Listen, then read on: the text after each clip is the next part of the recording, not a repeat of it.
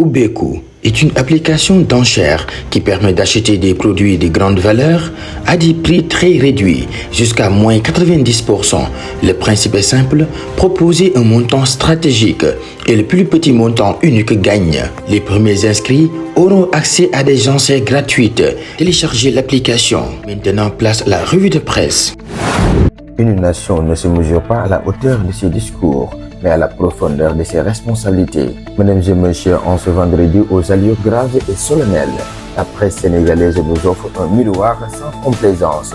Tensions politiques, crispation sociale, turbulences universitaires, enjeux économiques majeurs et défis sportifs. Ouvrons donc le bal avec méthode, élégance et lucidité. Haïti ñu dem. Commençons par le tumulte politique qui domine largement les unes.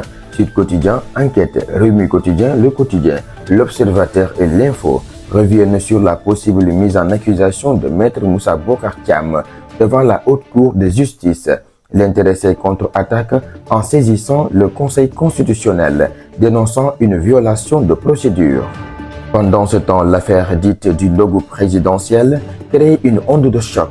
Vox Populi, L'As, Les Échos, L'Exclusif et Source A parlent d'un boycott inédit. Des députés et maires déclinent l'invitation présidentielle, invoquant cohérence politique et fidélité idéologique. La contestation politique s'élargit, le peuple en relief, le Dakarois, Tribune, Walf Quotidien et 2 minutes pour l'essentiel mettent en lumière l'offensive de Gëm Sa Bopp qui évoque une trahison nationale et annonce une saisine de la CPI après la mort de l'étudiant Abdoulaye Ba.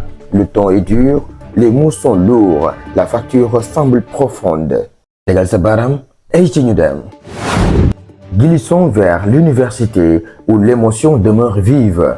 Le Républicain, Révélation, Le Quotidien et Sud Quotidien évoquent la réouverture timide du campus social de l'UCAD, encore marqué par les stigmates des affrontements. Dans le même souffle, Les Échos, Walf Quotidien, Source A, Rewmi et Tribune détaillent la colère des enseignants face aux ponctions salariales. Préavis de grève, radicalisation syndicale, menace de paralysie du système éducatif. L'école vacille, le dialogue est attendu. Changement de registre, place aux chiffres. Sud Quotidien, Enquête, L'Indépendant, Le Quotidien, Scoop, L'Informateur et Direct News s'accordent. L'État lance un appel public à l'épargne de 200 milliards de francs CFA. Objectif, financer le budget 2026 et gérer la dette. Mais les interrogations persistent. Direct News parle d'un deal manqué dans la filière coton. Le Témoin relaie des projections de croissance peu flatteuses. Subatel alerte sur la tragédie migratoire mondiale. La conjoncture exige rigueur et vision stratégique. Le climat social n'est pas en reste. Vox Populi rapporte l'horreur d'un lycéen mortellement percuté à Dara. Subatel évoque les 21 migrants morts chaque jour en 2025. Les Échos et le Républicain mettent en avant l'inauguration d'un commissariat à Dalifort. Pendant ce temps, le débat sur la modification de l'article 319 du Code pénal, relayé par l'Observateur et Vox Populi, ravive les tensions sociétales. Une société en mi-tension entre protection, valeurs et crispation. Terminons avec le sport. Sud Quotidien, L'Observateur, Enquête, Point Actu Sport et Rewmi Sport sont unanimes. Le Sénégal s'incline 80-90 face à la Côte d'Ivoire en éliminatoire du Mondial 2027.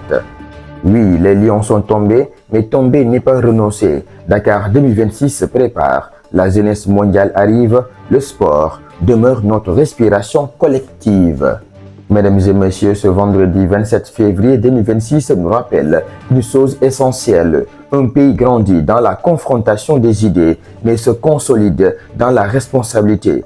Politique en tension, université en quête d'apaisement, économie sous pression, société en questionnement, sport en reconstruction.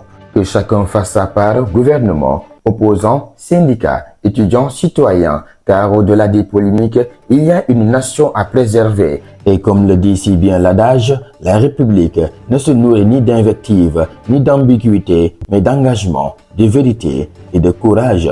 Restons lucides, restons responsables, restons debout. Jaa ngeen jëf, bonne lecture. Juma Mubarak.